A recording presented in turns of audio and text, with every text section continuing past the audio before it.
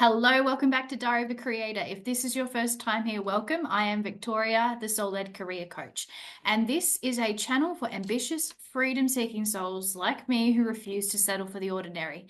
So if you are feeling stuck in a career and a life that no longer fits, you're questioning your path and craving something more freedom, fulfillment, alignment, whatever it is, then you are in the right place. If my content resonates with you, I would love it if you could like, share, and subscribe. It just helps me to reach more souls who need to hear this message. So today's video is for those that have either started to or have been questioning for a while whether the career path you are on is actually right for you. And I get it. You probably have worked very hard to get where you are, and on paper it all makes sense, but deep down something feels off, and perhaps it's felt off for a little while. And you're starting to question if this is truly what you are here to do. And the truth is that when any form of doubt arises and questioning, then there is some form of change that you are being called into, though it may not actually be as big as you are thinking, which is what I want to walk through today. So today I'm going to walk you through 5 key reflections that are going to help you to understand, firstly, if your career is actually aligned with your soul, or if it's time to explore a new path, or it could just be that there's some form of change that needs to happen. Make sure to stick around for the 5th point, because this, for most people, this is what makes everything. It's a make or break on this question, basically, which will help you to know how big the changes that you're being called to make. And I also have, and I'm going to pop the link in the video caption, I have a career clarity map, which is building in a lot of the reflection we're going to be moving through, but you get a workbook to move through. Plus, it has a hypnotherapy journey itself. And this is a hypnotherapy journey designed to cut through all the things that you know, all of the ways that you've already created limitations on what you can and can't do. It just circumvents that, and it takes you straight into your heart and soul to see what it has to tell you and to listen to the insights and what it might have to share, depending on where you're at. And then using that in combination with the reflection to really start to bring to life what changes are there and where your next move or your next path is meant to be.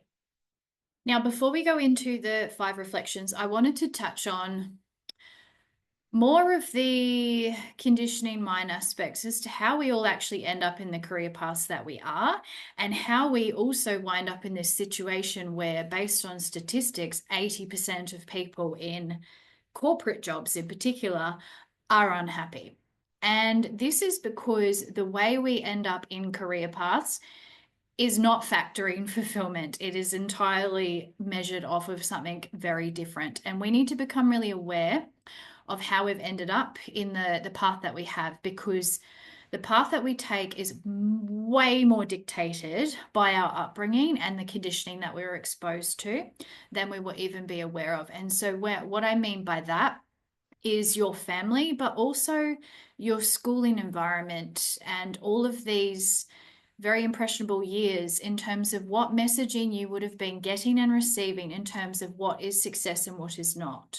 So often you will see it in families where the parents are lawyers and the kids then go to be lawyers. The parents are doctors, the kids go to be doctors. And then you'll have these black sheeps of the family that are the ones that kind of go off on the path, a little bit like me.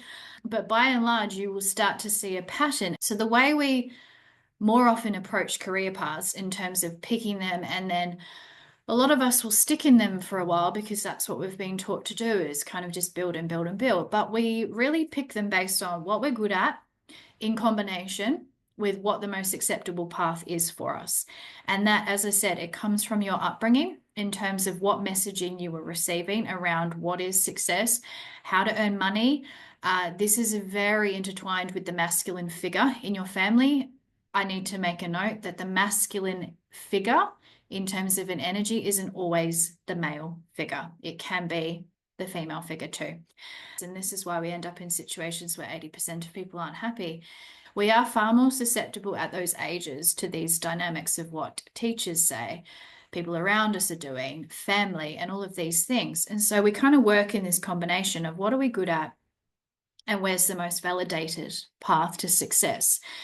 And then you also bring in like the messaging will change with generations, because obviously you can quite now see that the biggest push and drive coming from university schools is going to be data science, AI. I say this because be aware of this. Look at what your family do, where you were told what would be successful. But I also want to premise it by saying nothing is ever lost. So where you are is exactly where you're meant to be right now.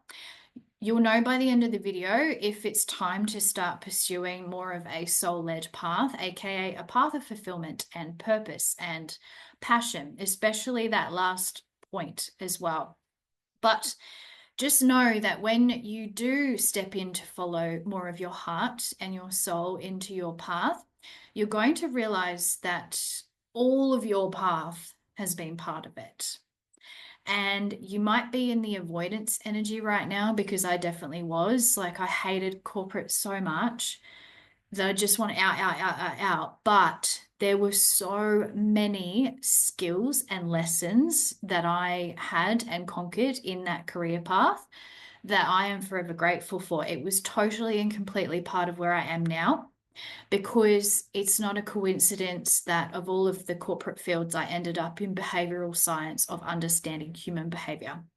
But everything is by design. Where you are is exactly where you're meant to be, even if you ended up there in a totally conditioned way of trying to impress your parents when you're not really even aware that that's why you ended up there. But if you are feeling unfulfilled, then this is the video for you. Okay, so the first one, and this is an obvious one because this is already used by most of us to find our path, but it is still essential, is what are you good at? Because the thing is, with any path, particularly a soul-led path, you're not going to be doing something you suck at.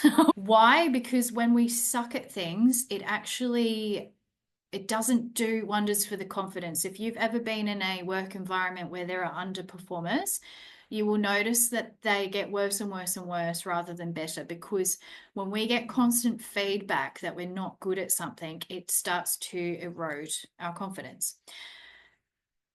We will be good at what we go on to do. We won't excel at it immediately because we're in Earth School, and this is part of it, is we are developing on what we are already naturally gifted at. And we all have natural gifts. You will have them, and then you're here to develop on them. You're here to expand on those. And when we step into our natural gifts, you will excel through development. We are all gifted at something, and you will do yourself an absolute disservice to not find what you are truly good at. To the second point, you need to look at this in combination with, and this is the difference, what do you enjoy?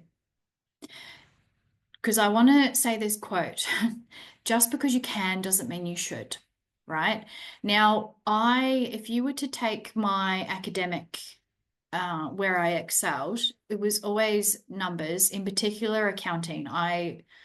Aside from one exam, I was the dux of accounting for majority of the year.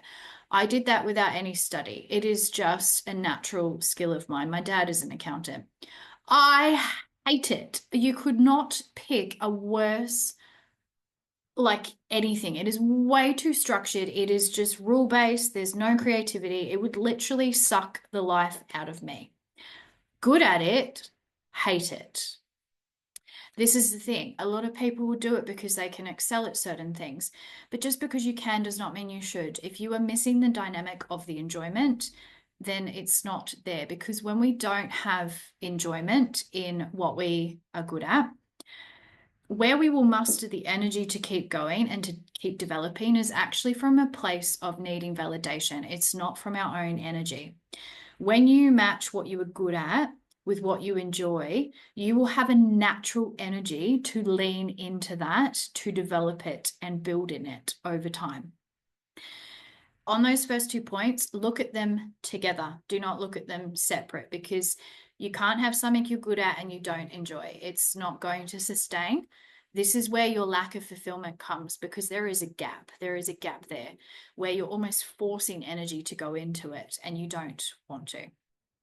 Number 3, do you feel inspired, creative, or feel like you have room to grow and expand in the ways that you want to? And this will be a real kicker for a lot of people, because when you are starting to question, what it's indicating is your frame of reality is, call it like the Truman Show, where you're kind of here. It's not enough. There's something where you're like, I need more. There's more there. I've got more. I want to learn more. There's something, but you start to feel very limited with wherever you are. And that can be any form of restriction. You might have ended up in a very logical career path, but actually you're an intensely creative person. You might work in a really large organization and you've got all of these ideas for change, but none of them can move through quick enough because there's all of this red tape. You might end up in a really rule-based place, but you're just like, oh, I want to create a different way to do that. You could be in which is what happened to me, except when you get more senior, it started to get better. I was in behavioral science, which is heavily in the data. And I don't work well in the detail. I'm much more bigger picture. I get a lot of energy from being bigger picture. So that might be you. You might be all in this detail, but actually your energy is in the bigger picture, and it can be reversed as well. We're all different. Like, we literally, every single person is different. So reflect on this in your own way. And the best way to do it is, where do you get the energy? So as I was saying, when I sit and I do data for too long, my energy just flops. If I'm in bigger picture, I'm up, I'm inspired, I'm creative, I feel like I can expand. If you feel any form of restriction, then it's a sign that where you are, there needs to be a shift. I mean, it might not be a full, complete path shift, but there is a shift that's required, because that is your soul being like, there's more, there's more, there's more. Just take note that expansion from a place of just pure growth and learning and curiosity and expanse is soul led. Pure growth for the sake of accolades, people going, oh, look how successful you are, titles, that's very ego driven. You're not going to feel fulfilled if that's the expanse that you're chasing. I'm talking about expanse in terms of inspiration and creativity. And even if you think you're not creative, we can all think creatively, and room to grow and expand as a person as well.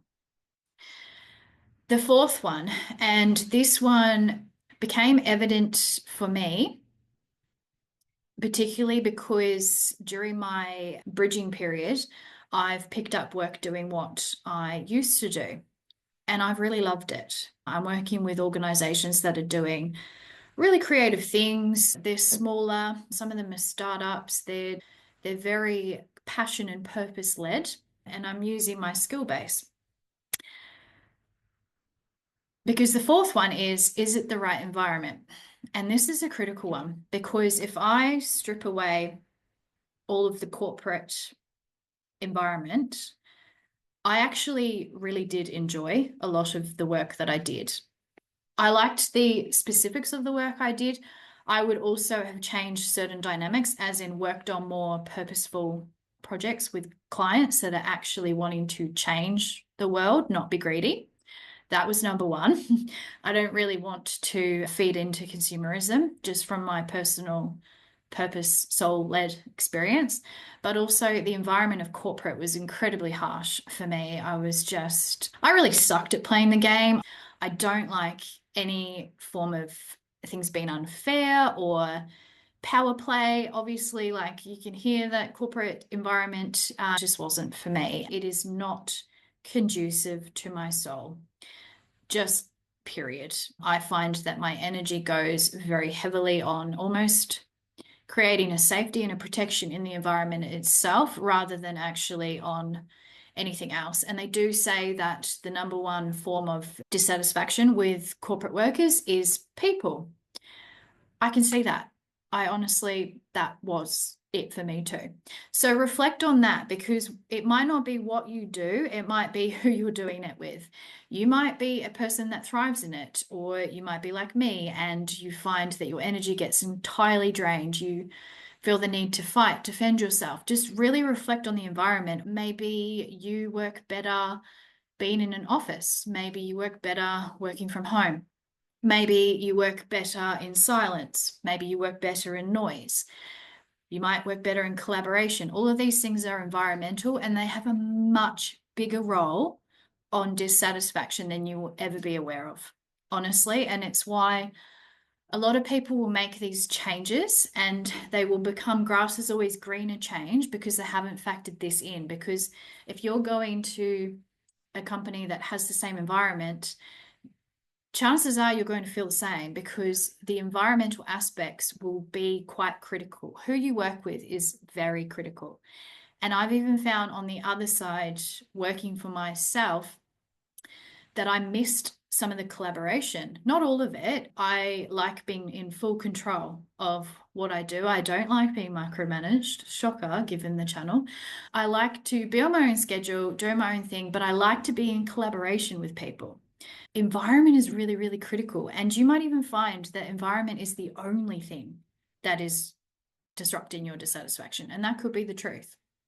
So if this is resonating, then that could be it. It is about a different environment doing the same thing.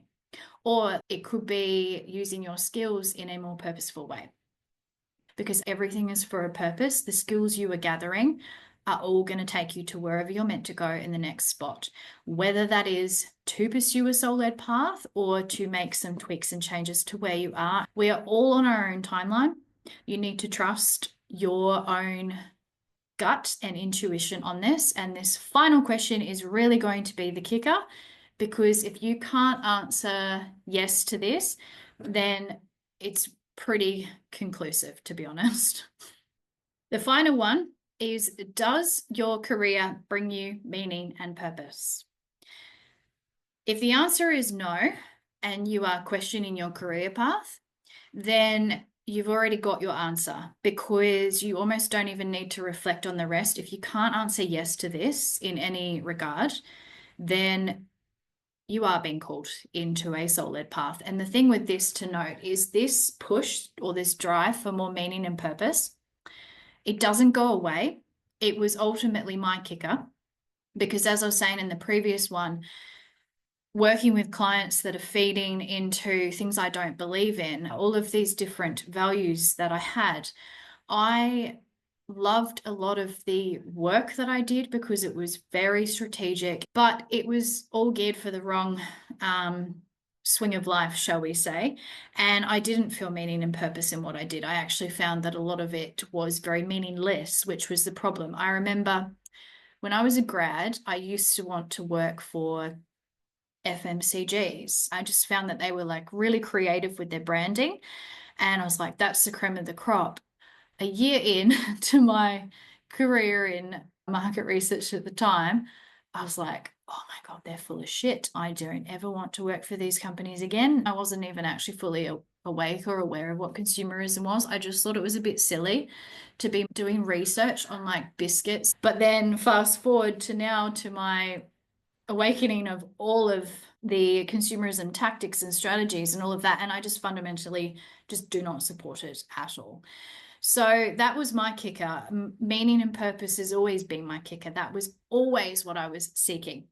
And if you are in that camp and you are seeking that, then, and you can't say yes to where you are, then that is your sign.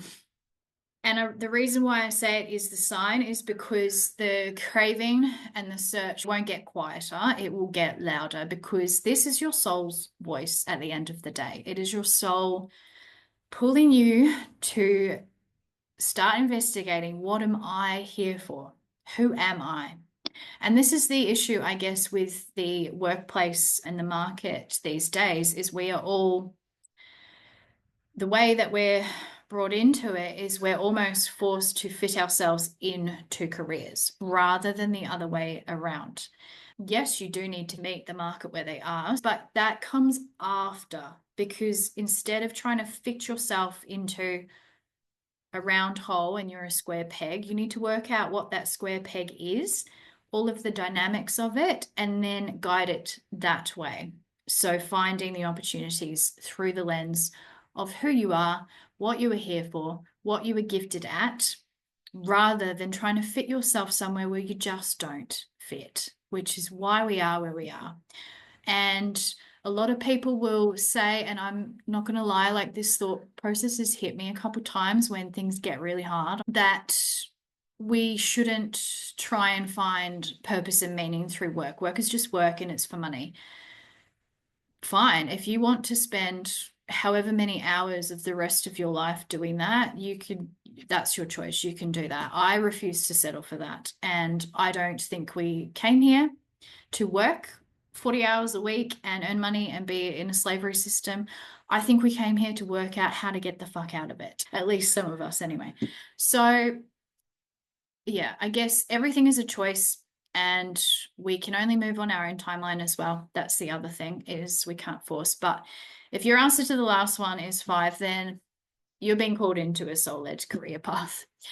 And I have a career clarity map, which is the reflection we've moved through. There's also a hypnotherapy journey there as well. And this is how we start to form and understand what our soul path is really, and what we're here to learn and what we're here to gift to others. I'm going to pop the link at the end of this video. Just allow what comes up, because if you want to feel fulfilled, that's how you need to guide your life, from the inside out rather than from the outside in.